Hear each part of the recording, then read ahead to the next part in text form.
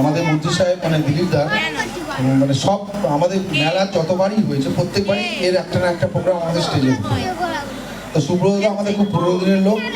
আর এবারে সুব্রতদা নিজে আমাদের সঙ্গে যোগাযোগ করতে আমরা অফিসে বসে একটা সিদ্ধান্ত নিয়েছিলাম যে একটা প্রোগ্রাম করা হবে, তাই তো? তো ঠিক আছে, সুব্রতদাকে ধন্যবাদ জানাই।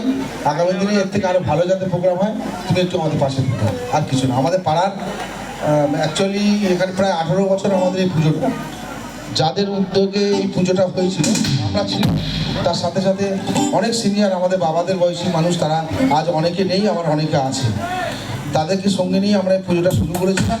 যেমন নেই বলতে আনসার দাস ওনাকে সামনে মানে সঙ্গে রেখে করেছিলাম, প্রফুল্ল জেঠু, এদের সকলকে সঙ্গে নিয়ে আমরা শুরু করেছিলাম। কিন্তু আজকে আনসার দাও নেই, প্রফুল্ল জেঠু নেই, দুজন শুধু এখনও আছে, আমাদের ভুবন কাকু আর নয়ন কাকা এরা আছে, শম্ভুদাও আছে।